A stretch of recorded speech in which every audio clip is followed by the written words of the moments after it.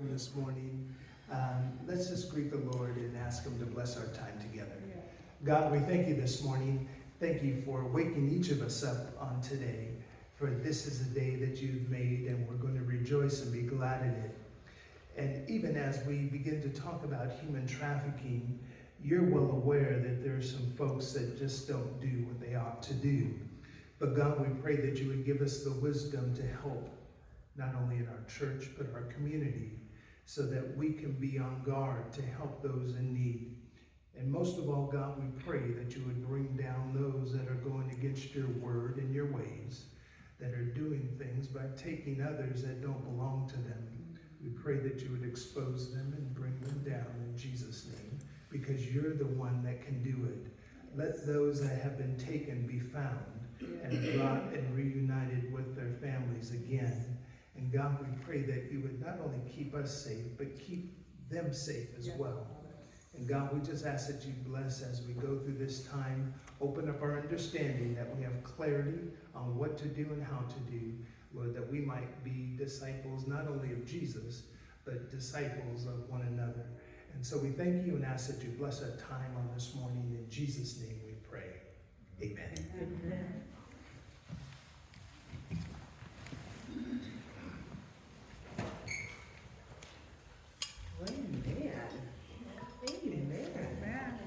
Well, giving honor to God and all the saints and all the people who are here today, we thank you for coming, Brother Clint. And I am so happy that we have so many people here to hear this really important message today. And as I was waiting to come, I asked God, what should I say? What should I say? Put in my heart. He said, tell them to be watchful. He said, men should watch and pray. And so there are things we take for granted when we're out and about, and we get routines and we get used to it. But this is a time in which men are wicked and things are not as they should be. And so as you go about your day and as your life, be watchful. And the things that you're going to hear today, take them seriously. God puts us in places to hear things and to learn things. And it may not be for you, because I don't have to deal with gas stations. But for those people who do, you can share a word with them and it can be a blessing to them, and it just might save their lives. So share, listen, let it come to your heart, and know that I am so glad that you are here today. Amen. I am so glad that you're here to represent Sister Clay, and thank you so much for listening to God to have this for us, because it is necessary. And if you've been watching reels, you've heard this constantly. It is not a joke. It is not for play. God does not allow us to be in the company of things just for granted. And so listen, allow it to be in your heart, and know that it can be a blessing to you and someone you know. And thank you so much for coming. Some of you I haven't seen in a while. Hi. And so share this information with everyone that you know, men and women. All right? God bless you all. Thank you. Thank you.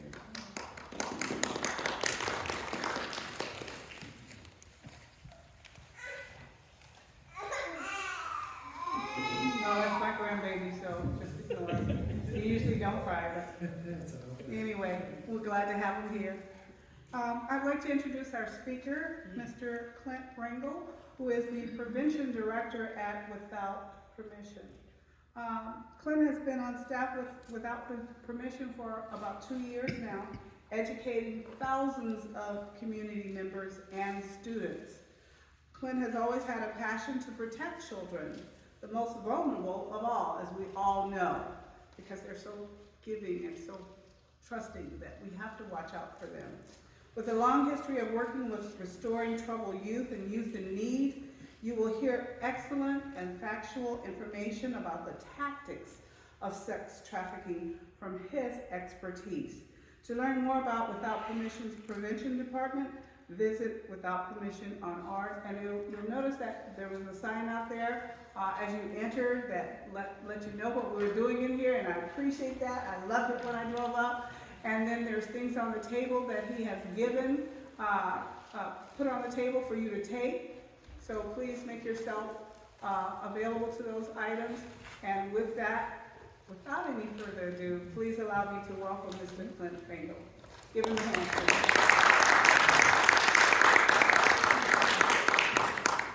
All right, good morning. My name is Clint Rangel from the organization called Without Permission. So what I typically do is I'm going out to schools, I'm educating students about what sex trafficking is, who traffickers are, the tactics, the strategies they use, and how they try to lure in their victims. So that's what we're going to talk about today. Some of this information we're going to talk about is going to be a little bit heavy.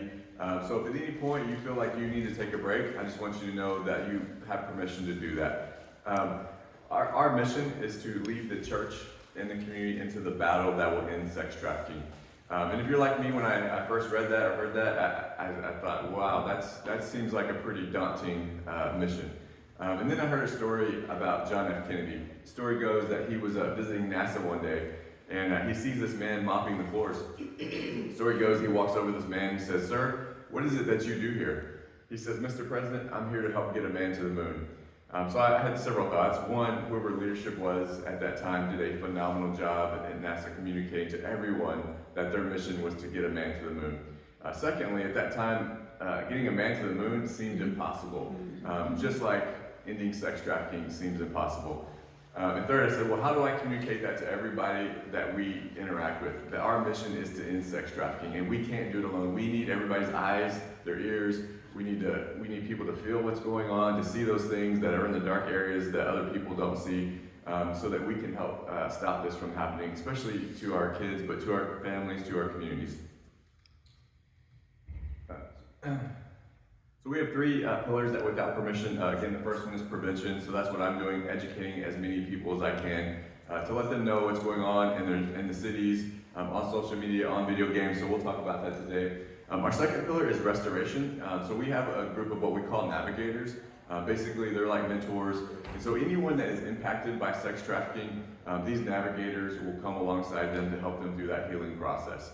And then our third pillar is justice. And so that's where we're working with law enforcement agencies.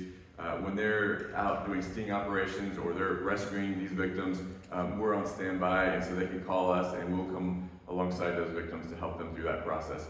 We also have a jail diversion program that we just started this last January. The district attorney came to us and said, you know, law enforcement officers have been arresting all these prostitutes, and they're getting really frustrated because they just ended up right back out in the streets doing the same thing. And he said, we have a jail diversion program, but honestly, it's pretty terrible. It's just a 2-hour drunk driving video. So it has nothing to do with trafficking. So we put together a 10-week jail diversion program.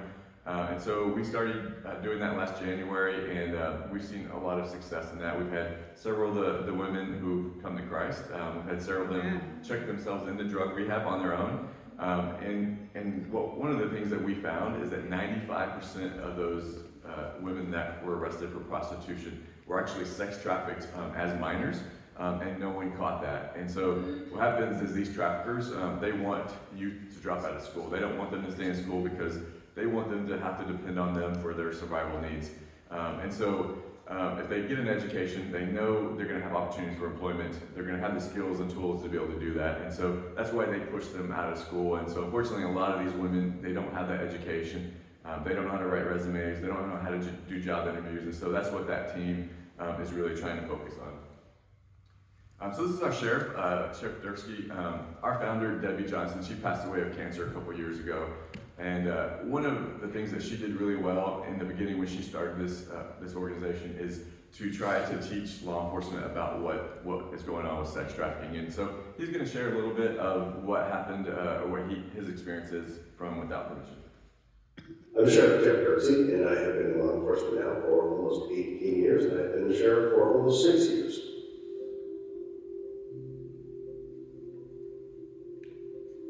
Well, my story Without Permission actually goes back about 10 years. When I was part of leadership at ESTA, we had nonprofit day, and one of the places I went and visited was Without Permission. And I'm going to be honest, well, at the time I was a patrol sergeant, I went through their presentation, and I thought, I don't believe any of this.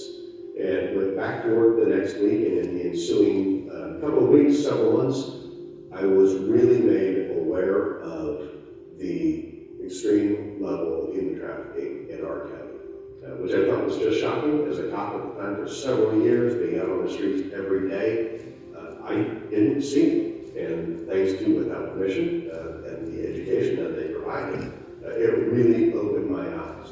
And now at the Sheriff's Office, we have had a dedicated human trafficking detective for about 5 years, and we're actually 2 of them now. We have a whole team, and one of our partners in that endeavor is Without Permission. So we're very fortunate to actually have those dedicated officers here in Stanislaus. There are a lot of counties, I've talked to other organizations, they don't have that here. I did a training with the California Highway Patrol last week, and there's an officer who trains all the officers in the state of California about sex trafficking, human trafficking. He said they only have 3 dedicated officers to focus on that in this entire state of California, 2 in San Diego and 1 in Orange County. So again, this is part of the problem. These law enforcement officers, they need more funding so they can dedicate officers to this. And we'll start to see why we need that here in a little bit. So this is the definition of sex trafficking. This is actually a law that was established in the year 2000. This law actually made it a felony to sell another person for sex. However, before the year 2000, this was actually just a misdemeanor. So let's say a 45-year-old guy was trying to sell a 10-year-old for sex. That would have been a misdemeanor, meaning no prison time, maybe no jail time. So this law was really established to help protect those that are being impacted by trafficking, but especially to help protect our youth. Sadly, it took 25 years for them to make it a felony to purchase a minor for sex. So that just happened last year. Also, unfortunately, when they went to pass this, they tried to pass it several times, and at the end, right before they passed it, they changed the language and they said, well, anybody 15 years or younger, it will be a felony, but if there's 16, 17, that's still a misdemeanor. So again, there was a lot of outcry from the public that got brought back up to the politicians, and so they changed it, but they still didn't change it all the way. So anybody under the age of 18, it would be a felony unless that person that purchases that minor is within 3 years of age of that victim. So there's still some work to do, but this is what that law says, and I'll read this to you, and then we'll break down some of the words in red in the next slide. Sex trafficking, in which a commercial sex act is induced by force, fraud, or coercion, or in which the person induced to perform such an act has not attained 18 years of age. So commercial sex act, that is anything of value in exchange for a sexual act. So some of the things of value that some of the survivors that we work with, they said they needed, at some point somebody came along and said, I can help you with that, are food, clothing, shoes, Wi-Fi, a place to sleep, their freedom, and sometimes even their life. The Department of Health and Human Services reports that a youth runaway is likely to be approached by a trafficker within 48 hours. That's what our survivors say. Within 24 to 48 hours of being on the streets, somebody's coming up to them saying, hey, I can give you a place to sleep, I'll give you the Wi-Fi password, I'll give you some food, but then later they're pushing them into these trafficking situations. One of the other things that we hear, especially with our youth, they might say, well, I got in an argument with my parents, or there was something abusive, something that was not safe going on at home, and so I felt like I had to just get out of that situation. And so I either ran away, or I reached out on social media and said, hey, is there anybody that can help me find a place to stay? And unfortunately, these traffickers reached out to them and took advantage of them. So when I'm talking to kids, my advice is, if something like that ever happens, don't run away, or maybe you have a friend sharing that with you. Encourage them not to run away, but go talk to a school counselor, administrator, law enforcement, somebody that can help them make a safe plan where they're not going to be out in the streets where someone like this might try to take advantage of them. Definition of force, fraud, and coercion. Force means to make somebody do something against their will. Fraud means to deceive, manipulate, or trick someone into doing something. And then coercion is the practice of persuading someone to do something by using force or threats. So when I'm talking to the younger kids, this is some of the language and some of the things I talk about. So instead of talking about sex trafficking, I'll use words like what a tricky person might do, or someone who's trying to manipulate you or try to take advantage of you. So those are the things that I focus on. And so in this slide here, if there's a kid who's playing video games, or they're on social media, or they just meet somebody at the park and they don't really know them, they just met them, and all of a sudden they start sharing strong feelings like saying, yeah, you're beautiful, you're handsome, I love you. Always make sure you report that to your parents, because you just want to make sure that person is safe. The other things they might do is they might make you believe things that aren't true. They might pretend to like you. They might say things that they're interested in, that are the same things you're interested in, but they're just using that to trick you. Things they might try to offer you are food, candy, phones, shoes, video games. So one of the things I always tell kids, if somebody is offering you something, always check first with your parent before you take that. Just so you can make sure that person isn't trying to trick you or manipulate you. If you do take something and then later somebody's like, they told you it was free, but then later they said, hey, you know what, that actually wasn't free. You now owe me something. Again, you got to report that to your parents or the trusted adult in charge to check, to investigate that, to see what's going on.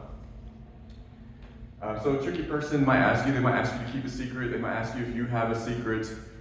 So when I used to be a foster care parent, and one of the things that we'd always tell our kids is we keep surprises, like somebody's birthday, but if an adult is ever asking a kid to keep a secret, that's not okay, that shouldn't happen. They need to immediately report that to their parent or another trusted adult that's in charge. They might ask you for your phone number. Typically what they want to call, they want to text, they're always going to ask for pictures, for videos. Again, don't share any of that stuff with anybody unless you first check with your parents. One of the ladies that we work with, she has some grandkids, and every year my family and her family, they go out and we camp, and so we know them pretty well. But when they were at around the camp, and I was talking to one of the young girls, and I was like, hey, what school do you go to? And so she starts telling me, her older sister, oh, shh, don't tell him where you go to school. And I was like, what? And she's like, yeah, our mom said we can't tell anybody what school we go to. I was like, oh, you know what? That is really good advice. You did a great job. And yes, you are right. Don't ever share that unless you get your parents' permission. So they might ask you, so these are things that I've heard from kids when I'm teaching. People have asked them these things on video games. They've asked them what on social media. Are your parents home? What does your bedroom look like? Where do you live? So we'll talk more about that here in a little bit. So this is called NetSmarts. So this is on YouTube, but they actually have a website too. I'll have it at the end so you can look at that. But if you have younger kids, they have a lot of really good videos that kind of help you learn how to talk to your kids and what language to use in this. So we'll watch this video to look at the advice.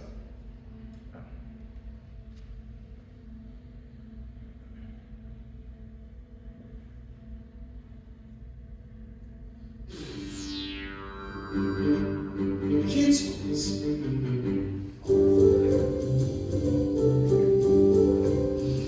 Watch out, guys! Hey, come on, man. Oh, sorry. What are you guys doing? Oh, nothing. Just drawing. Excuse me, kids. I'm kind of lost. What do you do over here now? Why did you give me $5? Yes. It's almost time for lunch, kids. But Mom, Daddy needs directions. Hey, where's my $5? Who is that? We don't know. He was lost and asked for our help. I hope you weren't thinking about going over there. But isn't it nice to help people? Adults shouldn't ask children that they don't know for help. If they do, you should check first. Check first. That's right. If an adult that you don't know asks you to do something or go somewhere, you should check first with the adult in charge. Check first. That's easy to remember. So what would you do if an adult you didn't know asked you to help find a lost puppy? Check first. And what would you do if an adult you didn't know offered you $5 secret? Check first. Or if an adult you didn't know offered you a ride to school? Check first. Check first. Check first. That's right. Good job. Now let's all go inside and check on lunch. Yes.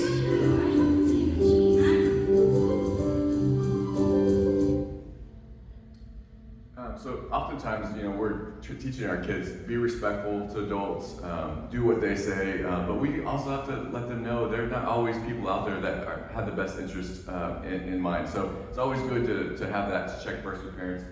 So tricks to be aware of, again, the offer trick. So anytime somebody's offering something, always check with parents. The emergency trick or the help trick. One of our volunteers, she's a young college student, and she was telling me that when she was like 11, 12 years old, she was visiting one of her friends, and it's a gated yard, and they were playing in the front yard, and this older guy walks up to the fence and says, hey girls, my car broke down, can you guys come help me push my car for me? And so the girl that lived there, she's like, yeah, we'll come help you. But this other girl, she's like, no, we don't know this guy. And so she goes inside, she finds her mom and tells her what's going on. Mom comes out, this guy takes off, he gets in his car, and he drives away. So obviously, it wasn't broken down, and that was just a trick to try to get them to leave with him. So again, it's really important that we teach our kids how to navigate through this stuff, because if we don't teach them, they get in these situations and they just react and they just do what they're supposed to be doing, but they're not really realizing they could be putting themselves at risk.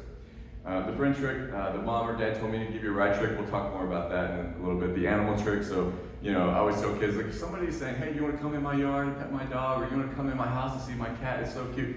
Never do that. Always check with your parents before you do any kind of stuff like that. Of course, the flattery, the model trick, we hear a lot about that, so we'll talk more about those in a little bit. So globally, there are 40.3 million victims around the world. 71% are women and girls, 29% are men and boys. One of the youngest survivors that we worked with was actually an 11-year-old boy. He was being raised by his mother. She had a drug addiction issue, so he was removed and placed with his grandmother. However, she also had a drug addiction issue. And so to feed her drug addiction, she began trafficking out her 11-year-old grandson. So that went on for an entire year.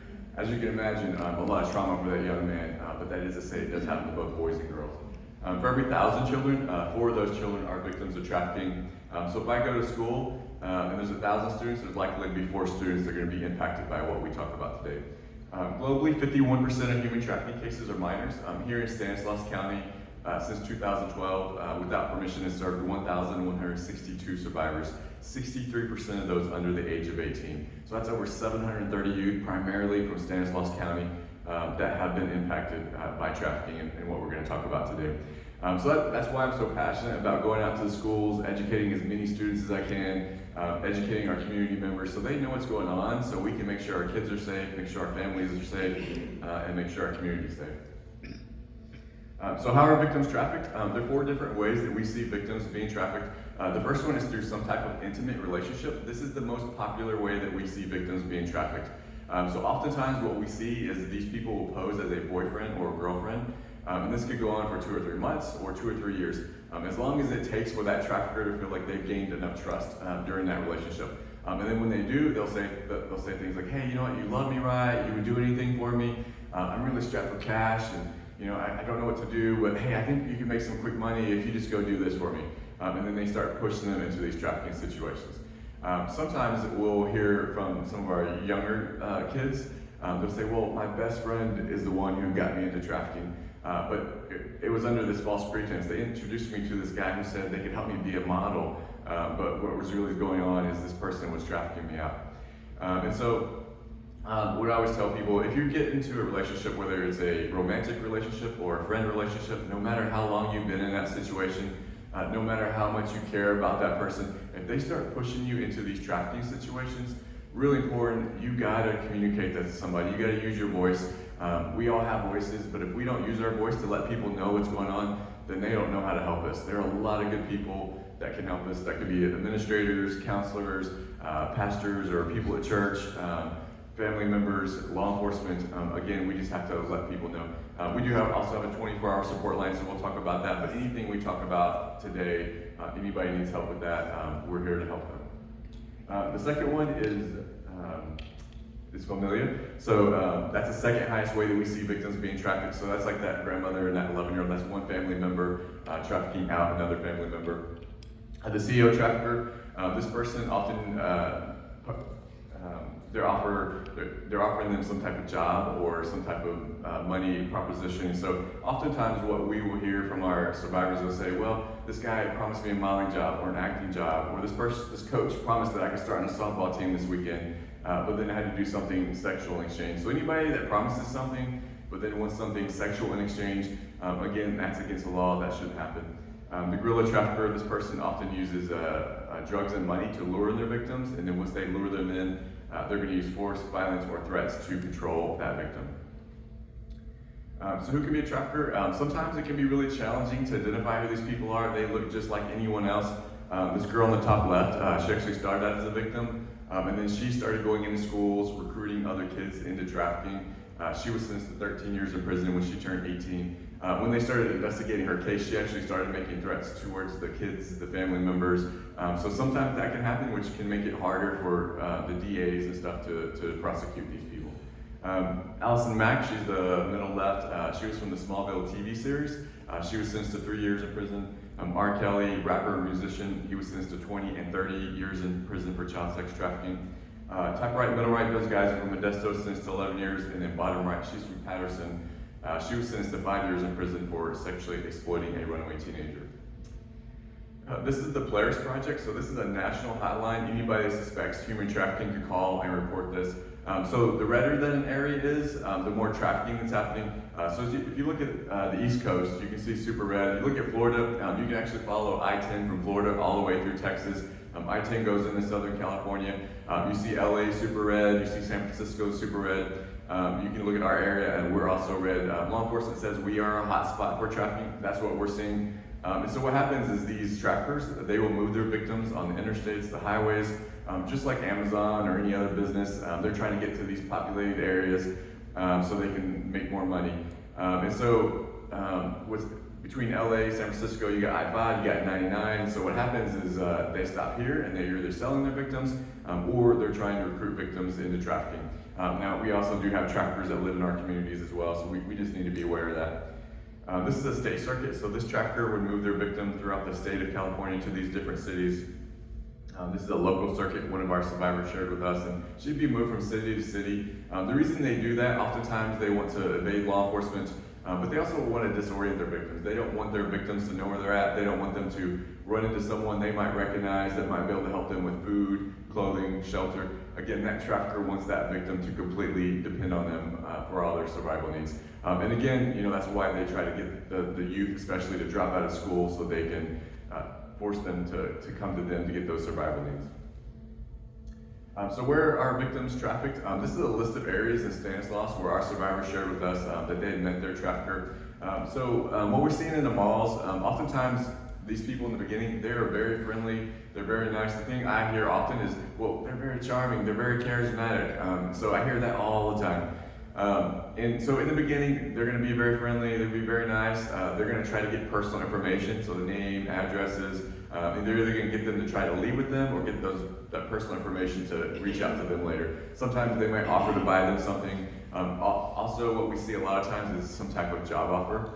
There was one girl, she was working at the mall. She was working at the Sunglass Hut, and one day this other girl walks up. She's making small talk. She's trying on glasses, and she's like, "Hey, I've never seen you here before." And she's like, "Yeah, I just started this job." So that's cool. Well, how much do you make? So she tells her how much she makes. She's like, "Look, you can make way more than that if you want to find out how. My boss is here. He'll take you out to eat. He'll tell you all about it." So this is a tactic. This is a strategy that they oftentimes use. Oftentimes these traffickers, they're going to send someone else in to recruit because they don't want to get caught by law enforcement. So typically that's someone who's younger, typically female, and what they're going to do is they're going to try to sell them on this exciting, lucrative proposition, some type of job offer, and then they're going to send them to that trafficker to seal that deal. We'll talk more about jobs in a minute, but again, before you give any personal information, to whether it's just random or somebody you met or a job offer, always check with your parents before you do that. Bus stops and transit bus systems, those are free for students. So oftentimes what we'll see is these traffickers or predators, they might target a kid on there. They'll start to learn, when they're riding the bus, all of a sudden they're starting to show up. They start to, start grooming them. So they start talking to them. They find out where they live. They're trying to get that personal information. They're trying to meet up with them. They might offer to buy them some food and say, "Hey, I'm going to go get something to eat. If you want to join me, I'll pay for your meal." And so again, I always tell kids, be really careful if you're on transit, be careful who you're talking to. Again, don't share personal information. If somebody starts following you, call law enforcement, let your parents know, let other adults know what's going on. Maybe, I don't know if it was last year or year before, but in Turlock at Dutcher Middle School, one of the security officers saw this older guy handing some clothes and food over to one of the students. And it was a girl, and he calls law enforcement. Law enforcement catches up to this guy, and he was actually the transit bus driver. And when they started looking at his phone, they started seeing all these inappropriate messages that he was sending to that young lady.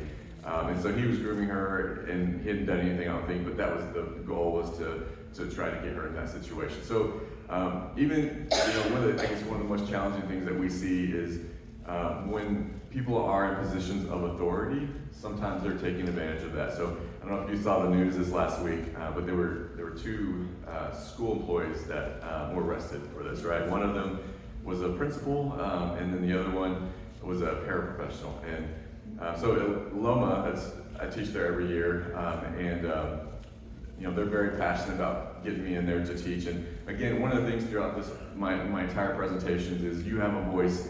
If something's going on, you got to go report that. And so I was really proud of those kids. Those three girls went and reported that, the teacher, the paraprofessional, and so they were able to stop that before something happened. So that's our goal, is to be able to teach our kids what's going on, so if they get in a situation like that, they have steps and they know what to do, they know who to go talk to report that, so that can stop and they don't get taken advantage of. Hotel parties, oftentimes these victims are drugged and then they get taken advantage of, so we recommend kids never go to hotel parties. Gas stations, we talked a lot about this earlier, but sometimes what we've heard, kids getting in line, somebody offers to buy them something, they end up getting personal information, and they catch up with them later. There was actually a mom, she was a mom of 3 kids, and she was standing in line, and this guy started talking to her. They kind of were clicking, and he actually paid for her stuff, and he said, hey, I got some tickets to a concert this weekend, would you like to go with me? And she's like, I've been working really hard, I got 3 kids, and I haven't been on a date in years, and so I was like, yeah, sure, I'd love to. Ends up going on a date, and they don't go to the concert, they just keep driving, and she ended up being trafficked out. So kind of crazy. I've heard stuff where people are approaching them at gas pumps, trying to get their information or trying to take them. There was one girl, she just graduated high school. She was actually at a car wash next to a gas station. She's cleaning her car out, and one day these 2 guys, or when she's cleaning her car out, these 2 guys walk over and they said, hey, we noticed that you're really young. We'd really like to bless you. We want to fill your car up for you. So her parents always told her never take things from strangers. So she said, no, thank you, I appreciate it. So they kind of hung around a little bit, which made her uncomfortable, but they finally went back to their car. But she noticed that they didn't leave.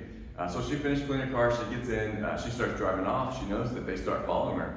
So she's kind of freaking out, she didn't know what to do, she didn't want to go home because she didn't want them to know where she lives. So she sees this target, she drives over to the target, she goes inside, she finds the security officer, she lets him know what's going on. He calls law enforcement, but she didn't know what happened. She didn't know if law enforcement caught these guys or what happened. 2 months later, she's watching the news, and the sheriff department had done a sting operation where they arrested a bunch of traffickers.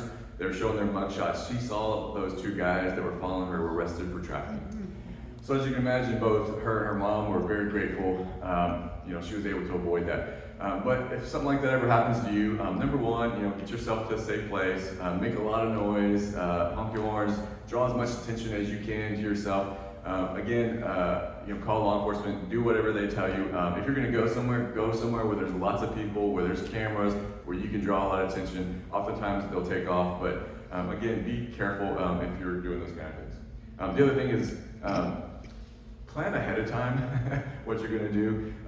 We were talking about this, my wife was coming home late from visiting her parents, and she was low on gas, and she stops at a gas station. She's filling up, and all of a sudden this car behind her pulls up. These 2 guys get out and they start walking towards her. So she puts her gas up and gets in the car. They run back to their vehicle, never get gas, and they end up following her and stuff too. But so again, plan ahead of time so you don't put yourself in those situations where you're gonna have to stop somewhere at night where you're not familiar with, where there's nobody else really around, where someone might see you and try to do something like that. Nightclubs. This one girl said she come from a very loving family. They were kind of middle class. She was in college, and things were going really good. One night, she ends up going out to a nightclub with some of her friends. At this nightclub, this guy approaches her. He's wearing a 3-piece suit. He hands her a business card. He says, hey, I'm a modeling agent. You've got a great look. I'd really like to work with you. If you're interested, give me a call. He turns around, he walks away. About 10 minutes later, this girl walks up. And she's like, hey, my modeling agent, he gave you his card. I work with this guy. We can't stop staring at you. You're gorgeous. I would love to work with you. Would you come and talk to us? So again, this is a tactic, this is a strategy to use. This time they kind of flipped roles. He went in first, he introduced himself, he proposed this exciting, lucrative job offer, and then he sent in that female to seal that deal. So that tactic worked on her. She was very flattered by what they were saying. In the beginning, everything seemed normal. He actually had her fill out a W-2 form. So she put her name, date of birth, social security number, address, except it was a parent's address because she was in college. They did a couple photo shoots. They seemed pretty normal. He asked her about her parents. She shared that information. But then at this one photo shoot, he ended up beating up this other girl there pretty severely because she wouldn't do what he asked her to do. So this scared her. She left. Later, she calls back. She's trying to make excuses to get out of this, and she's like, I got a lot of college tests coming up, and I just can't do this modeling thing right now. He was pretty vulgar with her, but basically he's like, no, I own you. You're gonna do exactly what I tell you to do when I tell you to do it. Because if you don't, I'm gonna hurt you, and I'm gonna hurt your parents. You told me who they are, I know where they live, because you put that address in that W-2 form, and if you don't do what I tell you, they're gonna get hurt. She thought by doing what he wanted her to do, she was protecting her family. And unfortunately, that's what happens a lot with these kids. They're threatening family members, and so these kids think, well, I'm keeping my family safe by doing this. I'm keeping my brother safe. I'm keeping my sister safe. And so, unfortunately, she ended up being trafficked and a lot of other abusive things. So again, I always tell kids, look, if you get in a situation like that, somebody's threatening you, somebody's threatening your family, you gotta use your voice to let people know. Law enforcement, their job is to keep us safe, but they can't do that if they don't know what's going on. And there are bad people in this world, but there are a lot of good people that will keep you safe. So Friends House, so one of the things that when I'm in schools, I'm teaching kids, like, you get to know people here at school, you might get to know your friends here pretty well, but you don't always know who lives in that house. Are they safe? Are they not safe? So if you go somewhere, what are you gonna do if somebody starts making you feel uncomfortable, having an inappropriate conversation, trying to touch you inappropriately? So I always tell kids, anywhere that you wear a bathing suit, nobody should touch you there. I used to work in juvenile probation, and we used to have a code word. It was red pen. So if I was in a meeting, things started escalating, I could pick up the phone and say, hey, can you bring me a red pen? That was code for, I need help, send somebody to come help me get out of the situation.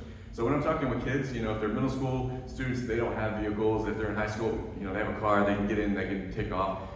Hopefully they have phones. If they have phones, they can text, they can call their parents. But they might not always be able to clearly communicate what's going on because that person might be there. So that's why those code words are important. Somebody's doing something inappropriate or whatever, they can pick up the phone and say, hey, Mom, whatever that code word is, can you pick up a box of Pop-Tarts for me in the morning? That's code for, I need help, come get me out of this situation. And once they get out of that situation, they can process and talk about what happened. On the streets, so what I heard over and over last year from students, from parents, same things I'm hearing again this year, kids walking home from school, somebody pulls up and says, hey, your mom told me to give you a ride home. This one parent, she was telling me this guy pulls up next to her kid, tells him, hey, your mom, she just got in a car wreck. She's in the hospital, she's hurt really badly, she really wants to see you, she sent me to come pick you up. Complete lie, it never happened. So I can't tell you how many stories I hear about this from kids. And so what I always teach kids, if you're walking somewhere, somebody's following you, somebody's saying something inappropriate. I was at a middle school, 7th grade boy, he raised his hand, he said, I was walking home with one of my friends, and he said, my friend's a girl, and we were walking past this house, and there's like a porch, and he's like, this guy, maybe 45 or something, he was standing on the porch, and he's like, hey, sexy, come over here and talk to me. And so he's like, I grabbed my friend's hand, and I was like, let's go, we just take off running. It's sad that we're at a point where, these boys are having to step in, or, girls sometimes too, to step in to be the heroes, to protect each other, right?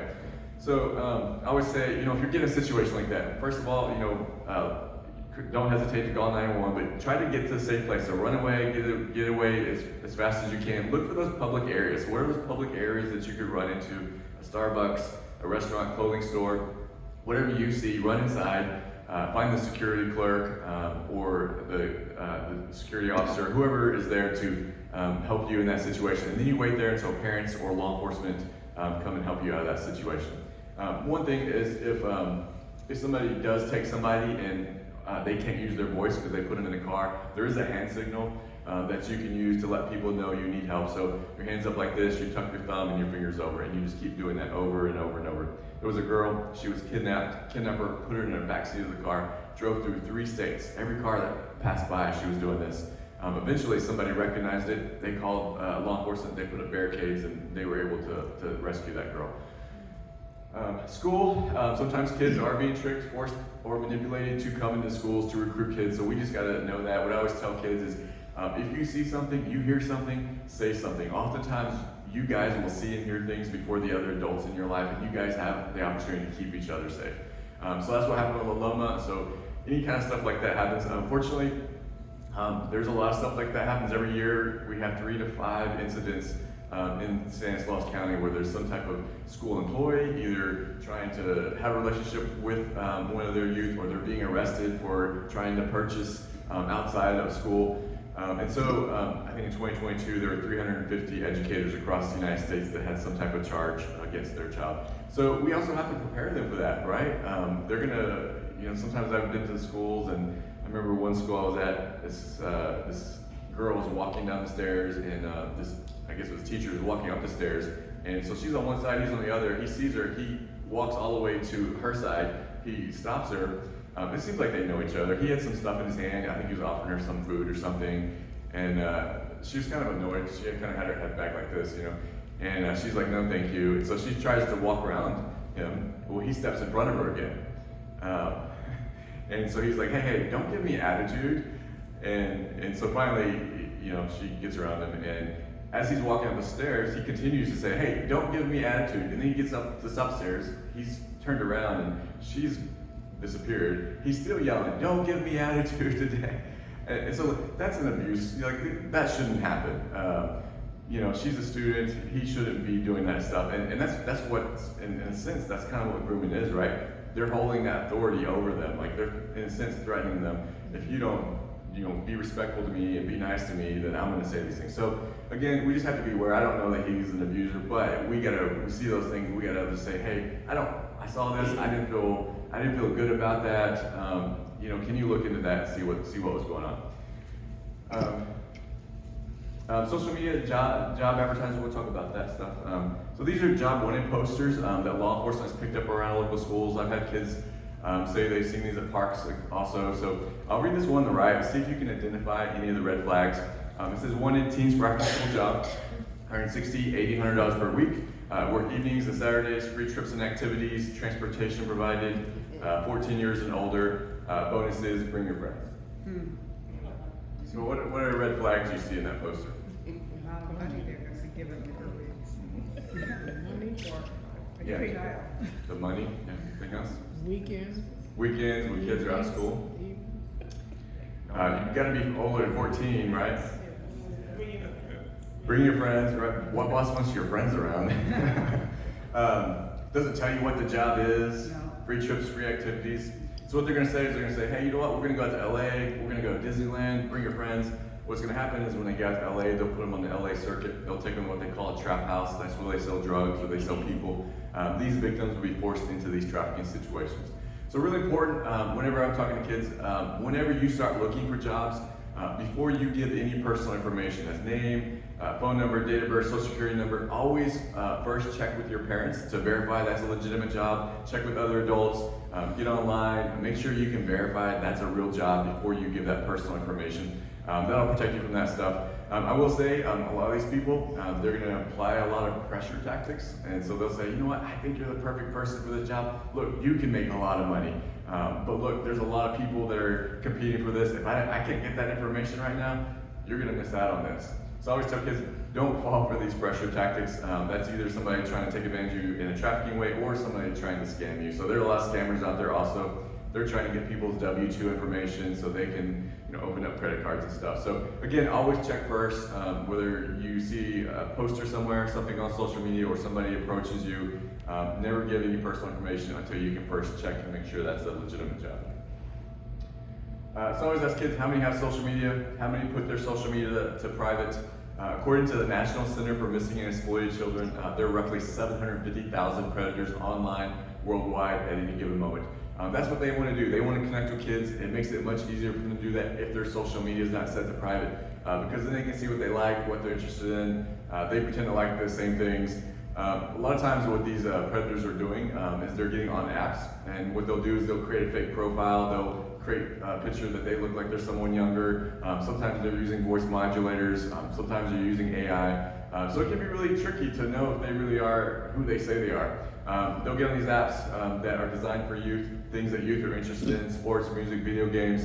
They pretend to like the same things, and they'll say, hey, let's go chat more about this in this private chat room. In these private chat rooms, they're either exposing them to inappropriate content or asking them for inappropriate pictures, videos, or to meet up with them. Snapchat, Facebook, and Instagram are the top 3 platforms that traffickers are using to recruit victims. We'll talk about a few more. Discord is probably one of the big video game apps that are being used. So if you don't know what that is, you can watch other people play video games and you can kind of get tips and people talk about that. But you can also live stream yourself. So if you have kids doing that, they can live stream. If you have their devices in their bedrooms, they can live stream that. So everybody can see what's in that bedroom, they can see what's in their house, and so gotta be really careful. Unfortunately, there are a lot of predators on that app. So we'll watch a video. These are just actors, but this shows you how someone might trick or manipulate somebody while using social media.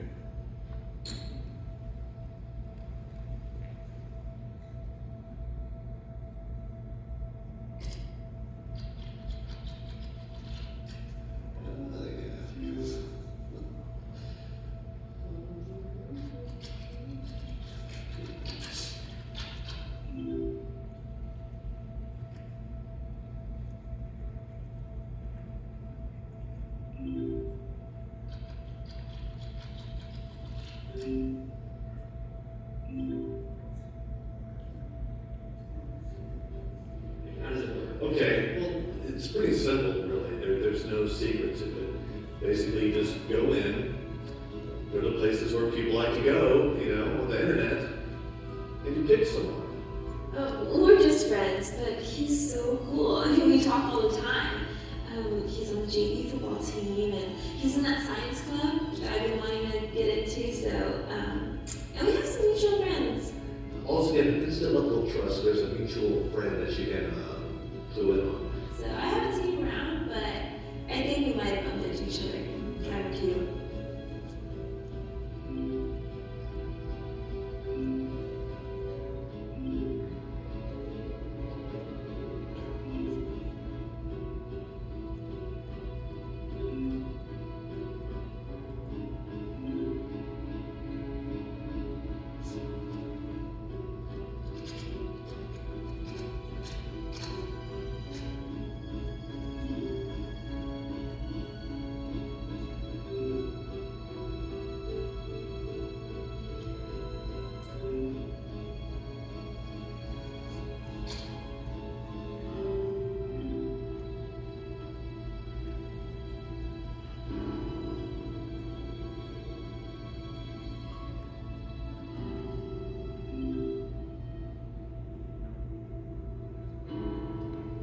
Once you get them to connect with something familiar, it's all good. He's a really cool guy. He's super cute and really funny, and we like all the same movies. Everyone wants to list their favorite books, their favorite movies, their favorite places to eat. So you clue in on those, and you can instantly find some common ground with someone. I'm really excited to meet him. Well, once I have her hooked, it's sent over your way.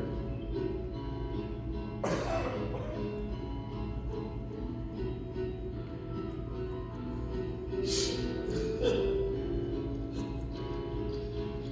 said it's a surprise, so who knows? But either way, he said we're gonna have a ton of fun tonight. I'm sure we had some fun today, so I just wanted to show her how much I like her. It's gonna be super fun, and we're gonna probably just get to know each other and, go out. So it'll be fun. I'm excited.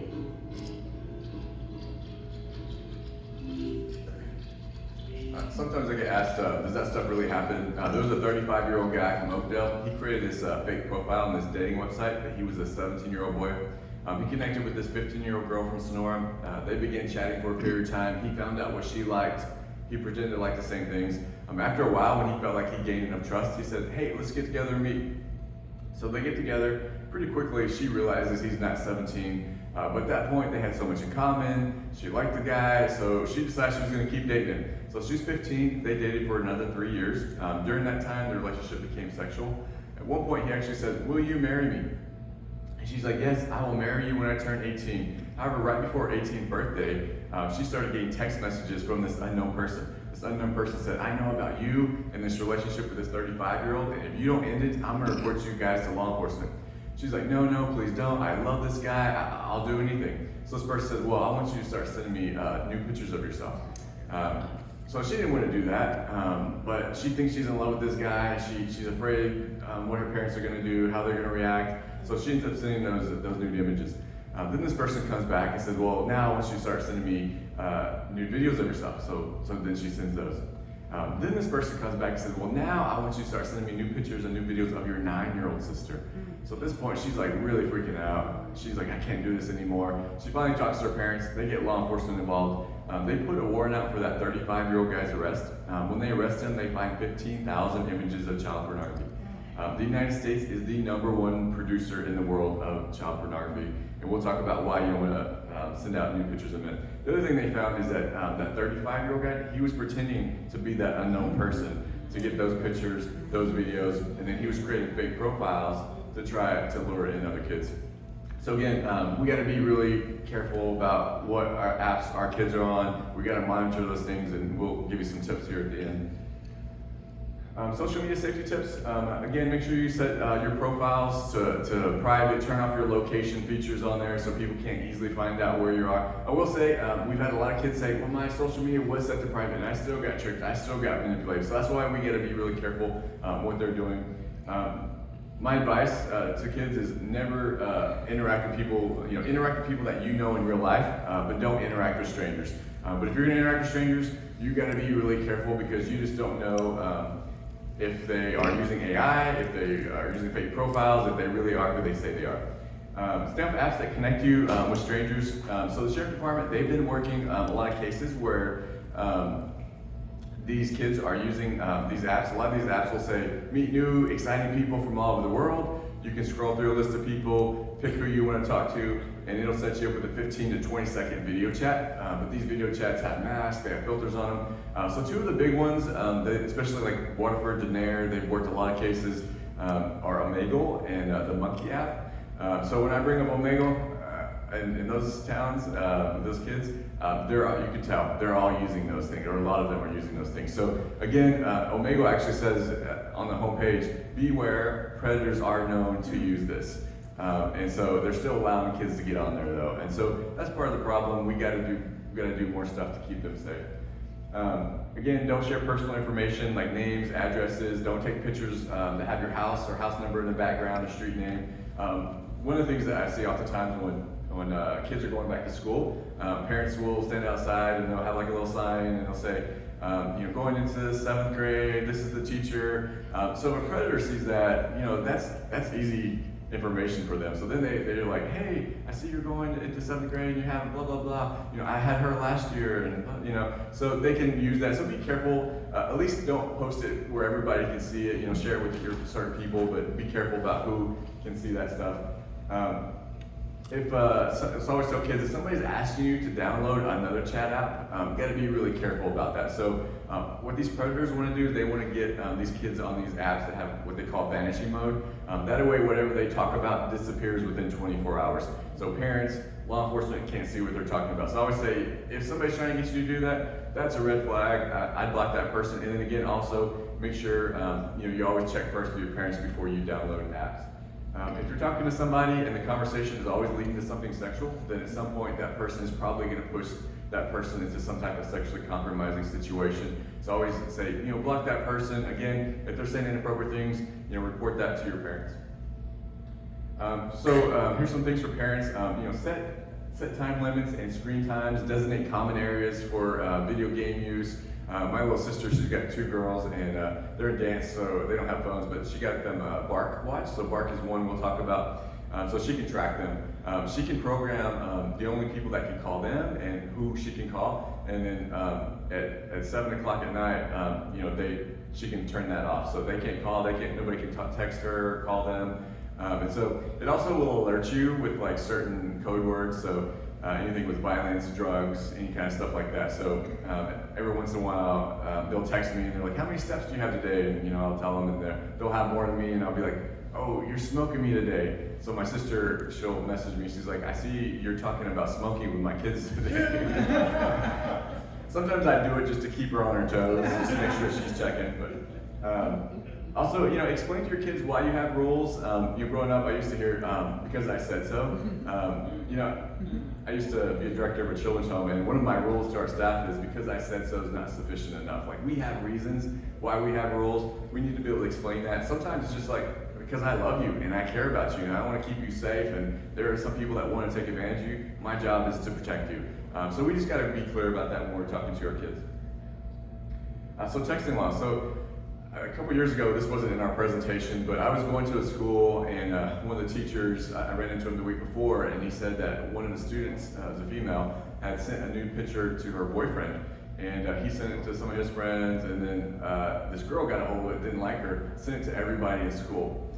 So as you can imagine, really embarrassing. She was having a hard time. So I said, well, let me look up the laws to see what this is. So I've been including this, and the feedback I've gotten from kids is phenomenal. One, they just are feeling relieved because now they have a reason to say no.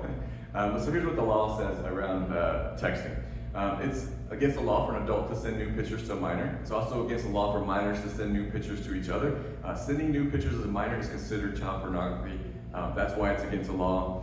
It's an additional crime if somebody sends a nude picture, even if they didn't ask for it. A minor sends a picture, another minor saves that. That's against the law. It's also illegal to distribute images that are inappropriate, and then also illegal to use those to annoy, harass, bully, or threaten. There was a 13-year-old girl from Bakersfield, and she liked this 14-year-old boy. He asked her for some new pictures, some new videos. She wouldn't impress him. She sent those. He ended up sending them to his friends. They uploaded it to Pornhub. And as you can imagine, got all over school, super embarrassed. She ended up, getting on drugs. She ended up dropping out of school, actually ended up being homeless at one point. Thankfully, another organization like ours came along and helped her through that process. But that was all because she sent out those pictures. So both police departments and sheriff departments, they have said they've come to schools, they've arrested students for this stuff. Parent.Thorn, they did a study on students 12 and up, and they found that 1 in every 4 students is asked for a nude picture at least once every 30 days.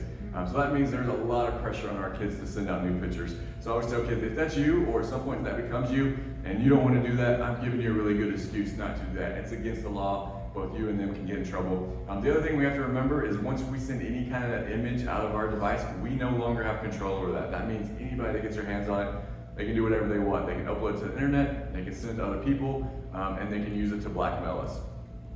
So that kind of brings us into sextortion. That's another word for blackmail. This is the #1 scam that's going on in the United States, and it's definitely the #1 thing that I'm hearing from students. And again, this all has to do with that sending out nude pictures. So what is this? These are financially motivated criminal acts to get another person to send sexually explicit images or videos for financial gains. The victims are typically males between the ages of 14 and 17. Although we've seen younger, we've seen older, we've seen females. Just this month alone, I've had 10 kids, boys, 11 to 19, that have told me they've been sextorted. 3 11-year-olds, 1 19-year-old. The 19-year-old, when I was talking about this, he raised his hand. He said, I have my little brother. He sent some pictures he wasn't supposed to, and these guys were asking for money. He didn't know what to tell them, and he said, I just said block him, but I didn't have any professional advice. I didn't know what to do in that situation. And so that's what's happening. These kids are being faced with these things, and they don't know how to navigate through that because they don't have the steps to do that. Nobody's talked to them about it. So they just start kind of making it up as they go, and sometimes it works out, and sometimes it doesn't. According to the FBI, from October 2021 to March 2023, they received 13,000 reports of financial sextortion of minors. So what is this? Typically, what we're seeing is these are guys from other countries, and what they're doing is they're using AI software. This AI software has gotten so advanced they can make these AI characters look like real people. They can do live video chats. They use voice modulators. So the victim, they think they're talking to someone who's real, someone who looks like them, somebody who's their age. But what's happening is it's typically these guys that are in the background controlling these AI characters. In the beginning, what they want to do is they want to get to know who their contacts are, who their family is, who their friends are, what school they go to, are they in sports, are they in clubs. Once they get that information, they'll use that AI character in some kind of nude way, and then they want to trick, manipulate, or force that victim to expose themselves. If they do, they'll send that victim a message saying, we have these nude images of you. If you don't send us a certain sum of money, we're going to send this to everybody you know. So I read 5 articles this last summer where this happened. These are all boys, ages 11 to 17. Looked like good kids, looked like they had loving families, some were in church, some were in sports. Fortunately, all 5 of those boys ended up committing suicide. One of the one of the parents of the 17-year-old boy was going through the case, and he was doing an interview, and the interviewer asked him, she said, is there maybe a red flag? Maybe at the time you didn't recognize it was a red flag, but looking back, you could see that was a red flag that you could share with other parents. He said, look, first of all, we had no idea he was talking to these guys. He was doing that in his room. He thought he was talking to a girl. He said he got a message at 10 p.m. They had those pictures of him. He said at 2 a.m. in the morning he committed suicide. So we had no idea. We were asleep, and we just had no idea. So my advice is, number one, set screen time limits on your kids' devices so people can't communicate them when you're asleep. Two, make sure you keep those in common areas. So if somebody is saying something, somebody can hear that. And three, you gotta have these conversations. What are you gonna do if somebody's threatening you? If somebody's saying something, come talk to me. My job is to keep you safe in these situations. So we gotta have those conversations with our kids. So what do we do? Again, these kids get in these situations, they don't know what to do. What do we do if we get unwanted advances, comments, and requests for pictures? Number one, don't respond to these people. That's what they want. They want to bully, they want to threaten. So don't respond. Take screenshots. The things you want to take screenshots are any threats, any kind of information that you can get from them. Take those screenshots, and then call law enforcement. I know some kids aren't going to do that. They don't want to get anybody involved because they're embarrassed. I say, well, then block them, but still take those screenshots, because if they do start following through with that stuff, then you can report that to law enforcement. There was a junior in high school down in Turlock. This happened to last year, and he thought he was talking to some girl and these guys, and they started getting money. He stole his mom's credit card. Maxed it out, $2,500. They kept pressuring for more. He ends up running away. Thankfully, they caught up to him and they said, hey, what is going on? So, he breaks down, he's sharing what's happening. And so again, this is happening more than we know, and it's happening on social media, it's happening on video games as well. And so we just gotta be more active with what they're doing on those devices. So the National Center for Missing and Exploited Children, they do have a program called Take It Down. So that helps kids remove any new pictures that might get out there on the internet. Video games, traffickers, predators, they're also using video games. They're even using esport games like Minecraft, Fortnite, and Roblox. Last January, a grandmother came and talked to us. She's raising her 8-year-old granddaughter. She's 8-year-old, she's telling me the story. She says she's up late one night, her grandmother was asleep. She's playing on her grandma's iPad, she's playing Roblox. She wasn't supposed to be. There were some people being mean to her, but this one person, they started being nice to her. Asked her what her name was, she told her name. This person said, hey, I'm building this playground, do you want to come help me? She's like, yeah, that'd be cool. She said, well, how old are you? This person says, this girl says she's 8 years old. This person's like, oh my gosh, I'm 8 years old too. And then she's like, hey, where do you live? She tells her what her address is. And this person says, hey, you know what? I live really close to you. Would you like to have a real play date? She's like, oh, that'd be so cool. The person says, go outside, I'll meet you and we'll have a real play date. So this 8-year-old, she's telling her grandmother the story the next morning. Grandmother's freaking out. She's got these outdoor cameras. She pulls these cameras up. She sees her 8-year-old granddaughter riding her bike outside their house at 1 a.m. in the morning for 12 minutes. Thankfully, she got bored. She came back inside before this person showed up. That was a 35-year-old guy that had the intent to take her. So again, these people, they're on video games. They're on the even E-rated games. The other things they might do is they might offer kids video game cards, PayPal purchases. A lot of these games, they have money systems within the games, so they'll send them stuff, hey, I'll send you some money so you can buy some stuff in the game. Send me a picture of yourself. And that's how they begin to sextort them. And there's a lot of child predators that are on these things as well. There's lots of rings that have been uncovered. Roblox is one of the biggest ones. There's a lot of lawsuits going on right now with those. So how can you protect yourself as a gamer? One, learn what game ratings are. Again, traffickers, predators, they're going to be in all game ratings, but again, once you get to those M-rated games, those mature games, those kids are going to be exposed to a lot more inappropriate content. Use parental controls to keep out unwanted guests. I always tell kids, don't change those. Your parents have them on there for a reason. Make sure you're following those. Keep your personal information private. Again, don't share your location. I always tell kids, don't share personal information on video games. You're playing video games, people start asking you stuff, just say, hey, you know what, I don't answer that stuff. If they keep pressuring you, just play with somebody else. Again, make a safe gamer name, so don't use your real name. If your parents don't have your name on there. The biggest thing I would just say is, they have a lot of game systems that don't connect to the internet. They have a lot of older games on there. If they want to play games, buy that. Get rid of the ones that connect to the internet, so you don't have to worry about that stuff. Only play with parent-approved players. Never meet online gamers in person. either from video games or social media. There was a girl in series, she was on a dating app, and she started talking to this guy and this boy, and they wanted to go on a date. So they schedule a meetup. She goes to meet up with this boy. The boy's dad shows up, and the dad said, hey, my son, he's really excited for this date. He couldn't decide what he was going to wear, so he's still home trying to get ready for you. But he sent me to come pick you up.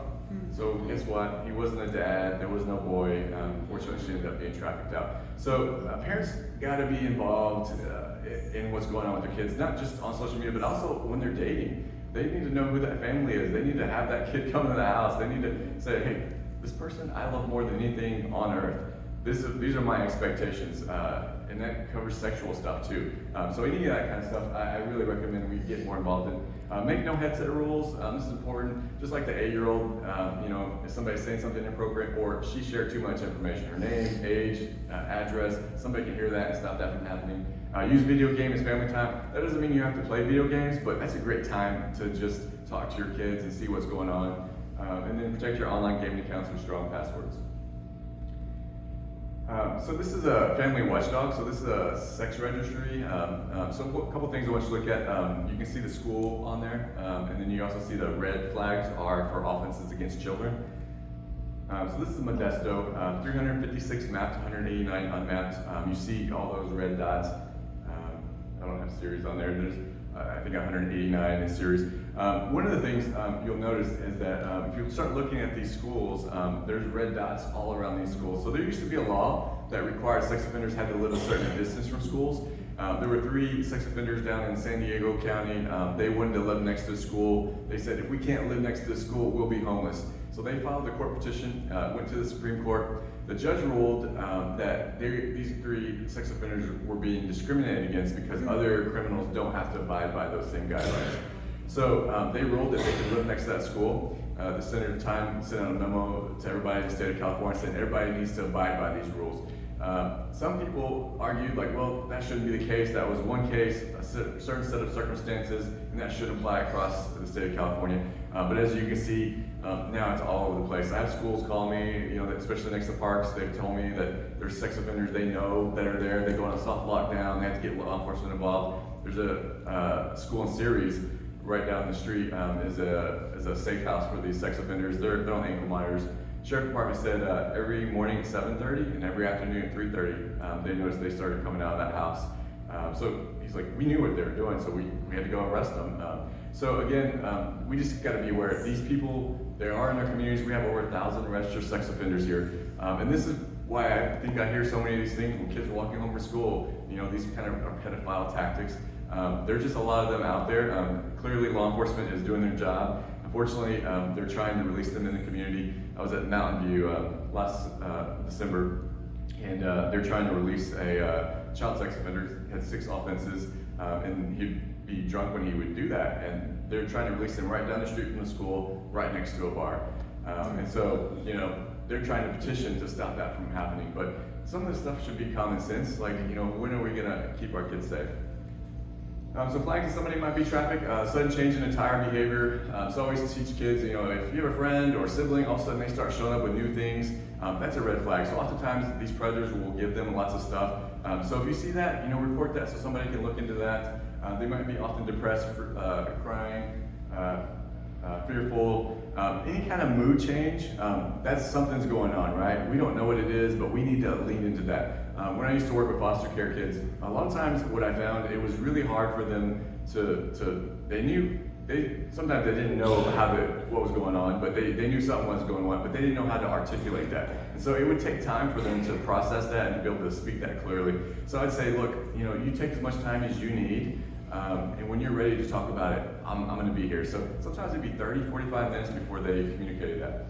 So give space, for that time for them to be able to answer and process that stuff. They can be frequently traveling, vague about where they work or how they're getting money, signs of physical trauma, often true from school or work, multiple phones. Oftentimes the trafficker will give a youth a separate phone. That way they can have a direct line of contact, and so other people don't know what they're talking about. They might seem drug disoriented, have a much older boyfriend or girlfriend, running away, couch surfing, or malnourished. So what makes a safe adult? So this is really important that we teach our kids how to identify safe adults. So a safe adult will not ask you to keep secrets. Again, we keep surprises, but we don't keep secrets. A safe adult will not make you do things that make you feel uncomfortable, allow others to hurt you, take advantage of you, or use you for profit. So here's what a safe adult will do. They will respect your boundaries, they'll protect your heart, they'll protect your mind, they'll protect your body, and they'll protect your emotions. But sometimes that can be challenging to navigate through. So I used to work at the charge, this foster care program. We had a charter school on campus. There was a coach there. Everybody loved this guy, super charming, charismatic guy. Students loved him, staff loved him, well respected in the community. He was actually the worship leader of his church, one of the best worship leaders I've ever. He went to LSU, he was on their choir. His wife was a youth pastor, but at one point they got divorced. About a year later, he left and he took a job at a mega church. The same year he left, there was a girl who graduated and she went off to college. One night she's talking to her friends and she said that when she was 16, this coach she'd known 4 or 5 years, she trusted this guy. He checked all these boxes as a safe adult. He came up to her and said, "Hey, I'd like to take you out to eat to celebrate your 16th birthday." He then went to her grandparents, who she lived with, got approval. They knew him, they trusted him.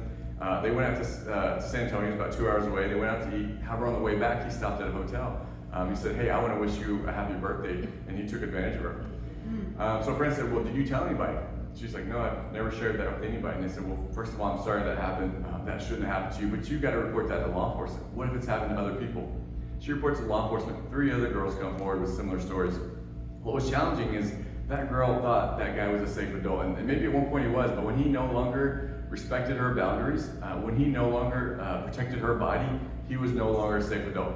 So I always tell kids, if you ever get in a situation like that, no matter how long you've known them, you care about them or you think they care about you, if they start putting you in those situations, they're not respecting your body, they're not respecting your boundaries, use your voice to let people, other safe adults around you know what's going on so they can stop that from happening. So as a recap, I always tell kids, and other people, educate yourself. Please share this with other people you know. Let them know what's going on so they can keep their family safe.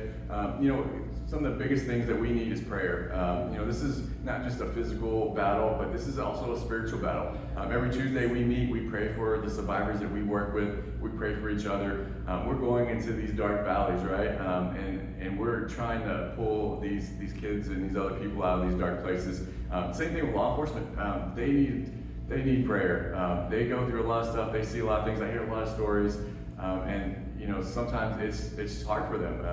We did a couple weeks ago, we were talking to some, and one of our directors, she's a survivor, and she was sharing her testimony, and she said one of the hardest things for her was forgiving herself. Afterwards, when the officers came up and said, how did you forgive yourself? And she said, it had a lot to do with Jesus and my relationship with Jesus.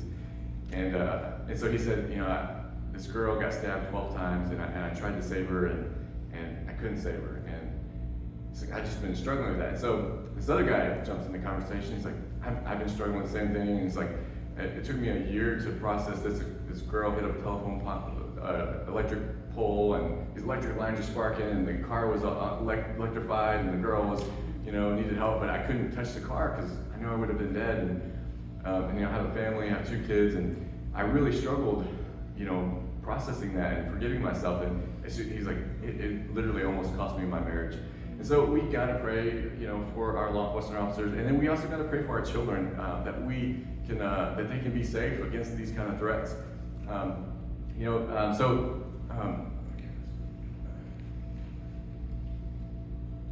So we have these cards. On one side, there's flag and tactics. On the other side, we do have that 24-hour support line. So anything that we talked about, or if you run into somebody that's dealing with something like this, you can call that 24-hour support line, and we'll schedule to meet someone. This is our family resource guide, so we've got a lot of great tips. So take some of these. If you have friends, feel free to take some. Let's see. So we do have a website, and so here's some resources just to kind of finish off. So Bark, that is a great one. If you go to Bark and you go under resources, they have app content reviews, so you can look at also like language, slang. You can look up videos and reviews, app reviews. So that way you know what the dangers are, and then you can sit down with your kid when they want to download one of those things and say, here's the things that are risky on these apps, and then you can decide, ask what are you going to do in that situation, and then you can decide, do you want to let them do that or not. And then of course the Bark, they do have phones that you can buy for kids, and those are probably the safest ones because some of the other, you can get other apps to monitor phones, but sometimes they're not as secure, they don't work as good. So that one works pretty good. You can go on their website and you can look at that. They have different versions of that. And then Kid Smarts, that's another good one again, especially if you have younger kids. And then Parents.Thorn, that one also has a lot of templates. So if you're gonna have a conversation, it'll say, as a parent, here's how you could say this, here's what your kid might say, and it can kind of walk you through how to have some of these deep conversations. But yeah, that's all I got. Thank you. Please, let's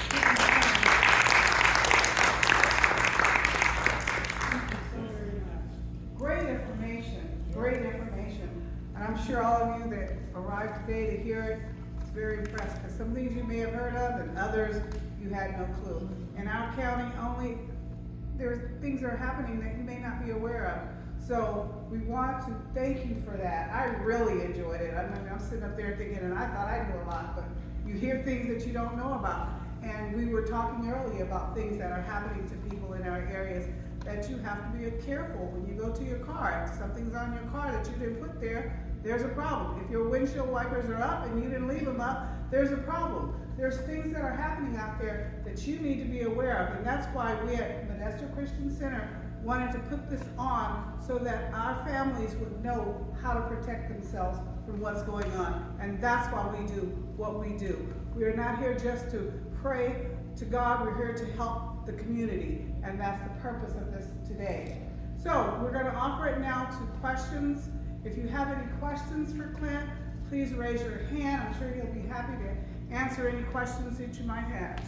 What was the meaning of the duct tape that man had? Sometimes those, I probably would have left that out if I would have been in charge of that video, but a lot of times there are kids that get forced into this. So there was a case in San Antonio. This girl didn't have a lot of friends, and this one girl starts befriending her and invites her over to her house one day. And actually, it wasn't her house, it was her two uncles' house. And so they had this deal together. And so as soon as they get there, the girl's like, oh, hey, I gotta run to the store, I'll be right back. And this girl's like, whoa, don't leave me here, I don't know these guys. She's like, no, they're cool, I'll be right back. And she scurries out the door. Well, as soon as she gets out the door, they grab her and they chain her, they actually handcuff her to bed. And unfortunately, her uncle was able to locate where she was at, but it took a while. And so, yeah, that's just, sometimes it does happen. We don't see it as much, but sometimes these kids are being forced into that kind of stuff. And so it's sad, and that's why, sometimes those location features are really good to know where they're at. And I always tell kids, really important, make sure if you're gonna go somewhere, you let your parents know where you're at. And a lot of times, you like kind of want to be sneaky, you don't want them to know you're going somewhere. Don't do that, because if you need help, you need to know that people can come get you and know where you're at if you do need help. So. I kind of figured it was something like Yeah. that, but I also thought it might be something else. I wanted to hear what you had to say. Yeah. Did you say there were 3 investigators or officers throughout the state of California? So for the highway patrol, so they're patrolling the interstates, the major highways, and so they only have 3 dedicated officers to human trafficking. So that's labor trafficking and sex trafficking. Not a lot. And we have 2 dedicated sheriff department officers here that focus on sex trafficking. And we have over 1,000 registered sex offenders for them to watch, plus all the other stuff that's going on. Now I think the police departments, they work cases, but they're not dedicated to that. So if something comes up, they'll work those cases, but they're not actively going out and saying, hey, what's going on here? They're not doing these sting operations and all that kind of stuff typically. They'll partner up sometimes, but yeah. So there needs to be a lot more, if they really want to put a dent into this. It's a $150 billion a year industry. That's what's driving this, right? These people are making a ton of money off, the exploitation of kids and, other people in the communities. And so law enforcement is going to be one of the big ways to do that, but there clearly needs to be. So that's what we try to advocate for. Anytime I'm getting in front of politicians, I'm like, hey, what are we going to do to get these officers some more money so that they can hire dedicated people to fight this? And also, you mentioned about the sex offenders now that they can live in certain areas. Yeah, so there's people that have petitions. They were trying to release one last year in Turlock, and you know, I think like all the county agents got together, law enforcement and officials, and they had a big press conference, and we were there, and yeah, we were signing petitions to fight that. So there's groups out there that you know, they're trying to get them released from prison, and they're like, oh, they're restored, but like that guy had like over 100 victims in his life, and you know, when it comes to child sex, and you know, guy can do a lot of things. I was talking to my friend. He's in Texas, and he's one of the deacons there. And he said there's this guy. He's a registered sex offender, but you know, he's found Jesus, and you know, his life is transformed. You know, he's married, but he said you know, he wants to greet, and most of the time, you know, he's not alone with the kid, but every once in a while we'll have a high school student that will come help. And there's always, he can never be alone with some, you know, but sometimes somebody might have to go to the bathroom or something. I said, look, you know, law, when it comes to law and judges and, you know, that stuff, they go to court, they're sentenced, and they're saying, well, they repaid society. But the reality is, when you look at these victims, they're tormented by these sexual traumas for their entire life, right? And just because, you know, I'm glad that person has made a lot of steps, but that doesn't mean I'm going to trust you. I'm not going to put you in a situation where you might be tempted, where you might slip up and you might do something to hurt a child. So I just said, look, you just got to say, hey, you know what? You made that choice a long time ago. You're also going to have to live with those consequences, just like that victim has to live with the trauma of what you did to them. And some of those consequences mean we're not going to put you in these situations. So, and you just have to be clear about that, I think. But yeah. Yeah, we had one that lived right across the street from us. We had no idea Yeah. that he had been abusing his own grandson, his own grandson, and we think maybe his son, but for years we just saw him as a really nice guy. In fact, when I was commuting back and forth to the Bay, I would see him sitting out on his front, smoking a cigarette, and I had to leave early in the morning, so it made me feel, it gave me some comfort knowing that, you know, I had a neighbor out there that could see if anything would be happening, especially with me leaving that time of warning, but had no idea that he had been doing that for years. Yeah. I think he was next. He's been raising his hands. I was going to say, with Family Watchdog and Megan's Law, you can go on there and you can put your address, and it'll show all those offenders that live around wherever you're at. So just so you have an idea, it actually shows their pictures, all that kind of stuff too. So you can just check and see what's going on, and yeah, don't hesitate to call and report that stuff. And it's hard. Like these guys, like I said, most of the time they're very charming, very charismatic. That coach, the superintendent, came over afterwards and he was irate, and he's like, that was my best friend. He'd come to my house, he's singing my daughter's quinceañera. I had no idea he was doing this. How could he do that to our kids?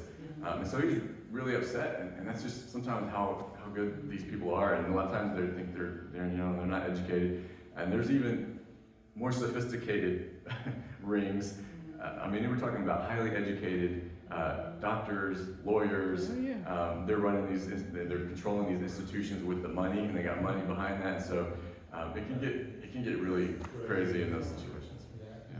Curtis?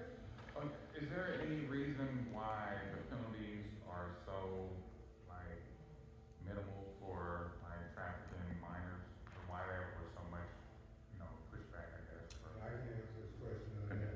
They're trying to protect the people that they know.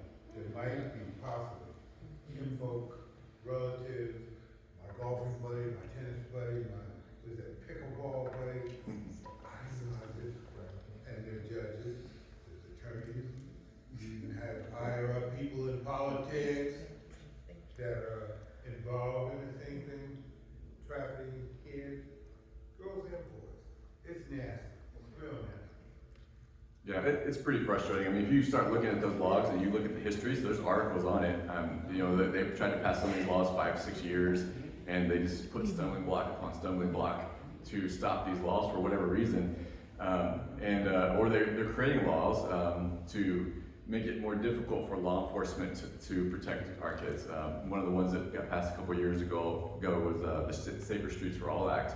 And so that prohibited law enforcement from going up to approach people that were loitering. And so prostitutes, drug dealers, homeless, anybody. And so what they were saying is, well, these people are being discriminated against and they're being arrested at higher numbers than other people. We had a roundtable with all human trafficking agencies in the Central Valley, and they said when that bill passed, they saw an immediate increase, 2 to sometimes 3 times as many pimps, prostitutes, drug dealers, purchasers on the streets when that bill passed. People have been trying to get that bill down since then because they've seen more kids getting taken advantage of in that situation too. So they did just pass that law where they changed that almost a felony to purchase a minor. They did try to remove that for the minors. So if they see a minor who they know is on a track wearing inappropriate clothes, they can now approach them where they couldn't before. Like they'd get calls and they would go, they're like, hey, we know this girl is over there. We think she's in the location where this is happening, and she's in a car where someone we think is the purchaser. Law enforcement goes over there, they're like, oh, they're just talking. Nothing they can do about it.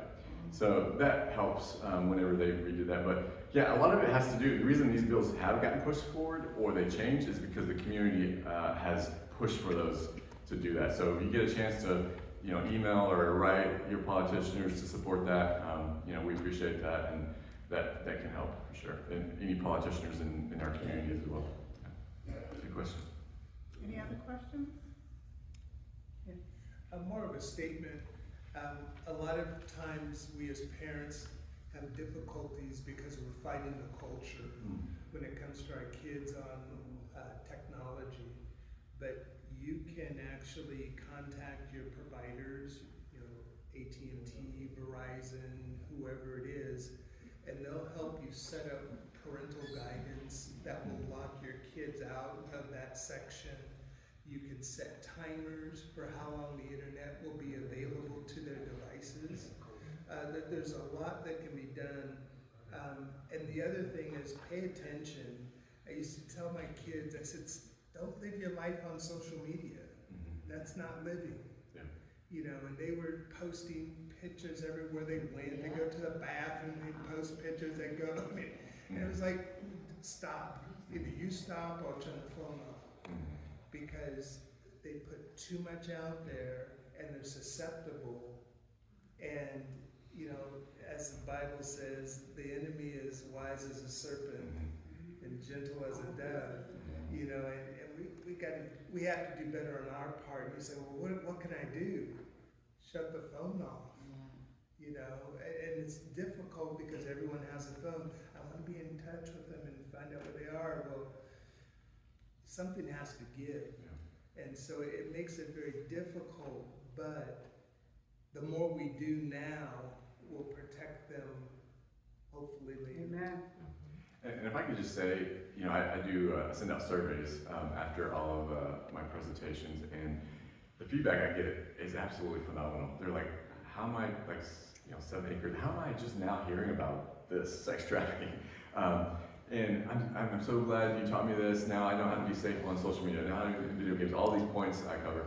There's a quote, I have it actually taped on my laptop. I read before I present. It was from a 9th grade student.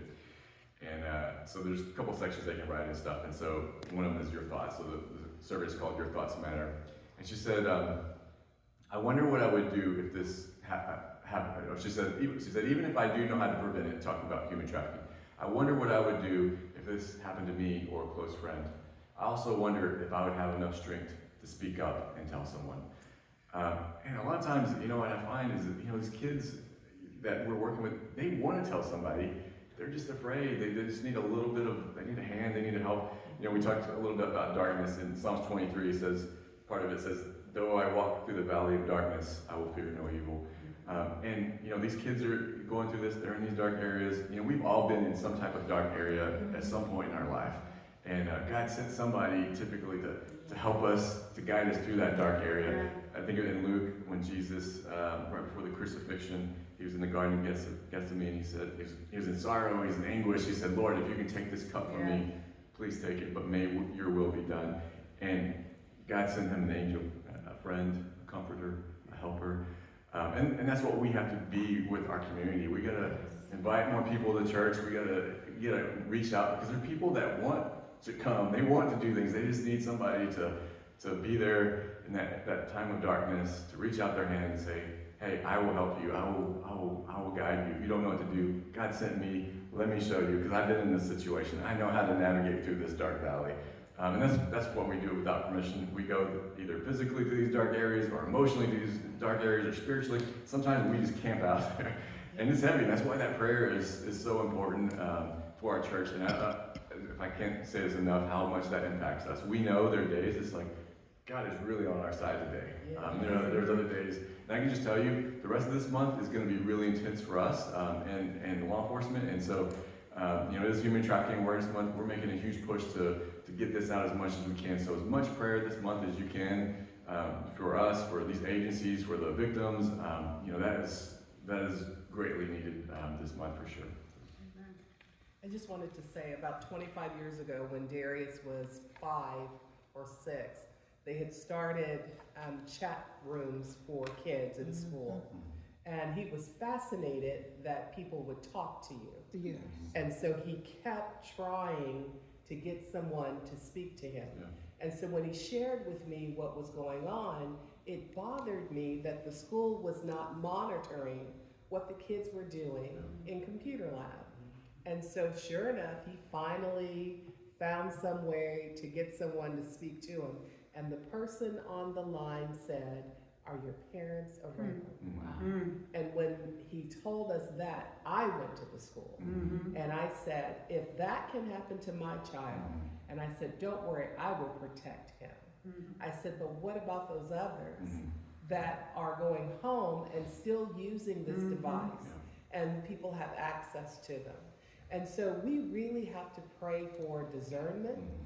We have to recognize that when people come out of situations and lifestyles, yes, God will deliver, but if they're not willing to fight and stay in that deliverance, those same demons that put them in that wicked place are still here now. And so we have to be honest. We have to recognize that God can do anything, but I have to be willing to let God be Lord of my life, to stay in that deliverance. And so these are perilous times. We cannot lose sight of the fact that the devil comes to kill, steal, and destroy. Our children are at risk now. And so what you are doing is wonderful work. And I hope we all recognize that we are all responsible for the people and the children that are in our influence or in our vicinity, who are in our community, our grandchildren, our neighbors. And just hearing that they're in our neighborhoods and they're everywhere, they're in our families. And so we can't lose sight of that. So thank you. Thank you. Yeah, and when I say, you kind of mentioned this, but setting things to private too, I'm talking about everything, not just, Instagram, Facebook. There's even been ploys where these predators have targeted kids on Venmo. And so they don't have it private, and they're like, oh, here's $20 for girls' night out, and here's, the kids will make the comments, and then, oh, here's $10 for the football game the other night, and these predators, they're looking for those things, and they'll say, hey, if you send me a picture of yourself, I'll send you $100. If you send me a little bit more, I'll send you $500. And so even on these, you got to make sure everything is set to private, because there is a tactical strategy, and there's books, there's manuals that these people have on how to lure and groom these kids. And so we have to also be as vigilant and dedicated to having tactics and strategies to fight that stuff. And if we don't teach our kids what our values, what our beliefs are, somebody else will, the culture will, and it's not going to align with oftentimes what we value and what we believe. So, This, I don't know if it's called roadblocks or whatever, but what is the deal with a child sitting there looking at a TV, watching somebody else play a video game, and listening to them talking to somebody else, and they're just there listening? What is that? I mean, and the game itself is like pixels. They're like pixels and like blocks of people walking around. And I just don't know it bothers me that they sit there and listen to these people play games and they're talking about stuff. Yeah. Is that the kind of talk that you were saying when they have the headsets on and they could be listening to someone? Yeah. Yeah, well, I mean, a lot of these games, the creators, they're trying to get a community together. They're trying to create opportunities to meet people, to build relationships. And so that's the idea. Fortunately, these predators are getting in these games, and they're trying to use that to groom. They're using that as well, this is perfect. This is perfect atmosphere for me. Wherever kids play, predators are going to prey. So we got to know that. Now, it's also, I think, important to look at research on brain development and the unfortunate negative contact, the negative issues that are coming around electronics and social media. Like, there's a lot of research that shows that, so they do some brain studies, right? So they'll do a brain study of a healthy brain, and then all of a sudden they start playing video games and social media, and all of a sudden these areas that were lit up in green are now like gray. They're starting to decline. And then they've done studies where I've seen somebody's kind of always on social media, video games, they're kind of constantly doing that stuff, and then they take a week off of doing all that stuff, and they replace it with interacting with friends, in real life, interacting with family, reading books, going for hikes, going outside and doing things in nature, and they do brain studies afterwards, and the doctor is like, this is incredible, I can't believe this is the same brain. Like, this brain was like damaged and not doing well, and now all of a sudden this is a healthy, active brain. And so when you are gonna restrict things, right? If you have kids and you're like, okay, now I notice this is not good, I need to start monitoring this, I need to start restricting these things, you gotta replace that with something else, right? If you want to be an influence on your kids, you gotta do things to influence them in a positive way. That means whether it's going to the park or, setting up camping trips or, whatever it is, look around you, go into the library. Libraries have a lot of great programs. They have like bingo and different things like that. So getting your kids involved in that stuff isn't going to just like help them, because it's going to get them away from screen time, which isn't good for their brain. It's causing attention issues. That's a lot of ADHD. A lot of teachers are having issues because they can't focus, because even if you're scrolling phone, you watch a video, another video, and then you're trying to watch a movie. Now you don't even watch the movie. You're watching why you're doing this, and so it's not good for our brains. Like, it's creating attention issues. So if you can replace that with other things where they can actually have interactions with real people, work on their social skills, and that's part of the problem too. We get all this depression, anxiety. People don't want to work, people don't want to leave their house, they're fearful, they're afraid, and a lot of it's because they don't have the social skills to do that, because they're only using those on devices, and they feel like they're safe because they can just turn it off, or they can go to the next person and they won't be judged, where they might be more vulnerable in real life. But they gotta learn how to work and navigate through those things too. Yeah, okay, thank you. I'm just curious and being nosy, but you had mentioned something about the school and series and a house that. Has predators living there. Almost every school we've been to, there've been kids trafficked. Yeah.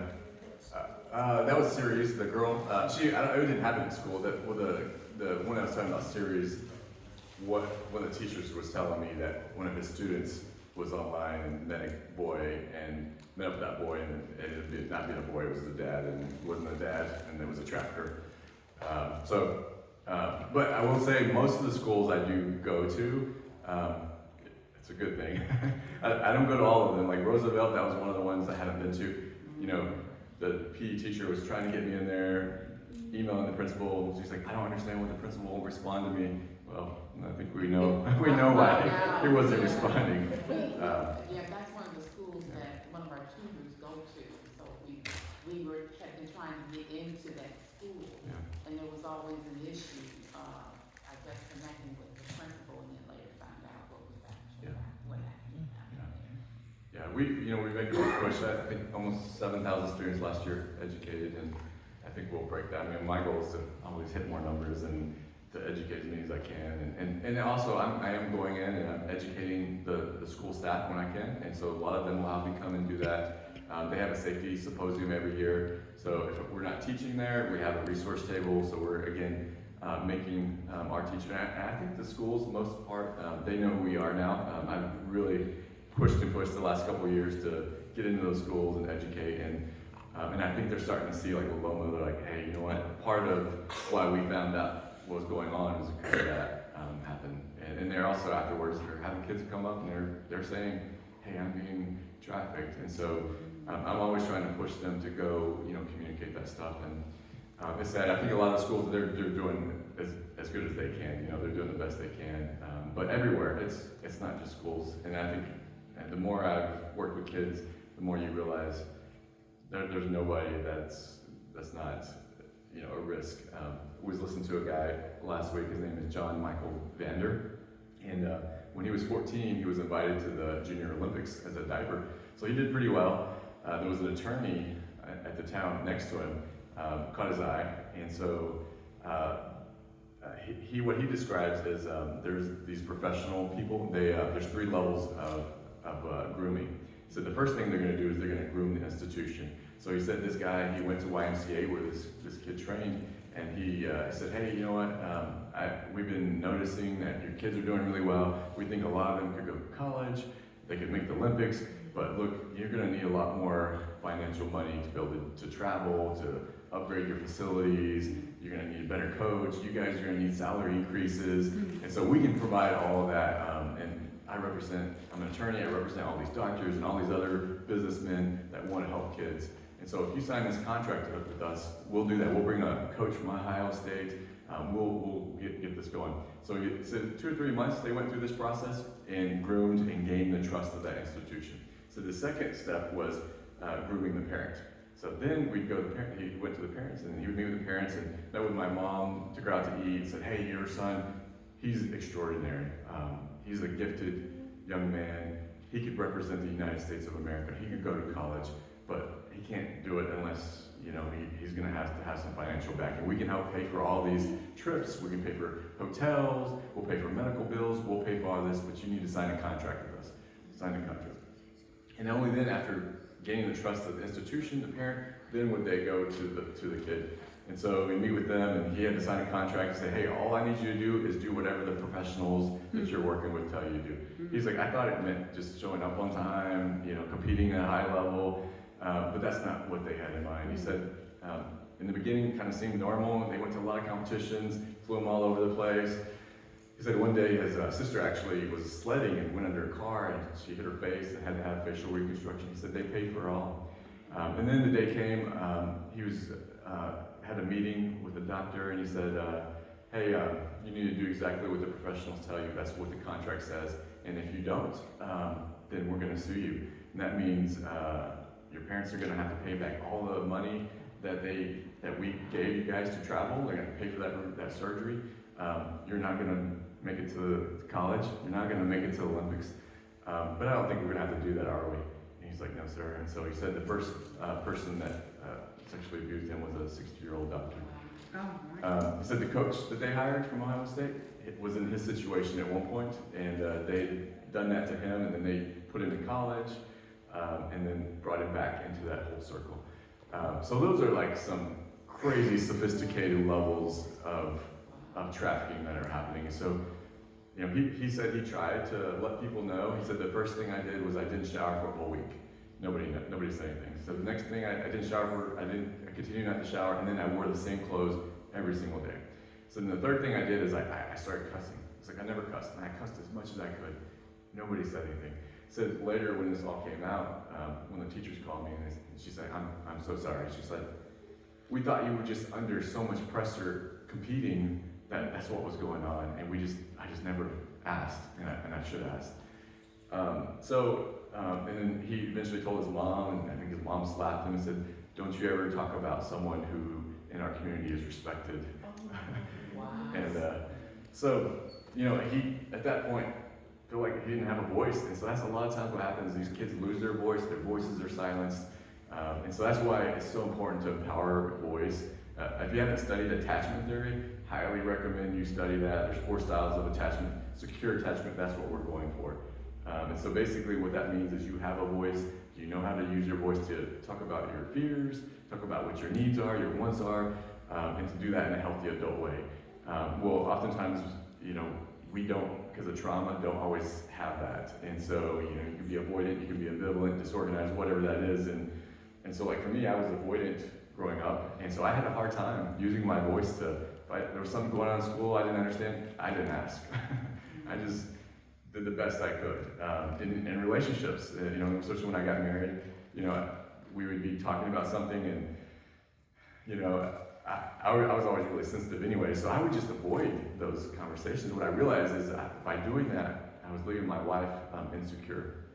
And so when I learned about attachment theory and all that stuff, then I'm like, oh, okay. So then I had to set up like how to do that to make me comfortable. I said, look, if you're gonna have to talk to me about something that's really intense, can we go on a walk? You know, throw a football, whatever, do something active where it's not so intense. It's that intense, that intimacy sometimes that makes it hard. And when I was working with foster care kids, that was the hardest thing. If I set a kid down and said, let's talk, they didn't really want to talk because it was too intimate for them. Same thing when they got adopted, a lot of times they'd come back because it was too much intimacy for them. And so we had to practice, like we'd go on a drive, we had a 7,000 acre ranch, and we'd drive around, and we got so many great conversations just by that. So sometimes if you're having difficulty talking to your kids, do something with them, or your husband or whoever, do something with them. 5 languages of love, I think Gary Chapman says the same thing. Women, if you're having trouble talking to your husbands, go outside when they're working on the car, or they're doing something, go have the best conversation that you've ever had. So, so there's a lot of truth to all those things. And so we just got to get more involved. Yeah. I just had a comment. You know, predators and sex traffickers, you know, they're like the lowest, well, predators, Yeah. for sure, the lowest of the low in society. Mm-hmm. You know, even amongst like criminals, you know, they're the scum. And speaking on like your friends, the guy that was in the church that, you know, was born again and everything, you know, if they were, you know, they did do that and then, you know, they did change and they gave their life to Christ, then they would know they wouldn't want to put themselves in that situation. Yeah. You know, they would know that they wouldn't want to be in a room, you know, with a child by Yeah. themselves, because how other people would perceive that, Yeah. even though they know they weren't, you know, they wouldn't do anything. Yeah. And then as Christians, we gotta accept those people. Yeah. You know, they're our brothers and sisters, even though they did do something wrong like that. And there's accountability to that, though. Yeah, there is accountability, and they're holding themselves accountable, and Christ will hold them accountable also. You know, nothing goes unpunished. But my whole point is that, you know, we can't just look down on them if they are saved. Yeah. And then even if they aren't, we're still supposed to pray for them. Yeah. And, you know, pray that they make that change. Yeah. I love the way you explain that too, because it's true. Like I've talked to you know some of our survivors and guys in particular that have been through sexual assaults of with other men or whatever, and they'll even say like, I won't put myself in a situation where I don't work with kids, I don't go around kids because I just don't. I can't trust myself. So yeah, I really do like how you said. I might pass that on to them too, because our conversation didn't end last time we were talking about it. But yeah, that's great. Thank you. Thank you. Any other questions? We have some, if there's no other questions, we have some raffle tickets for a prize that we're going to have for you. It's a personal protection device that I've gotten for you. So Shanae is going around. She's going to pass out a card. One half will go in your, let me see, where's the, you keep one and put the other in the bucket.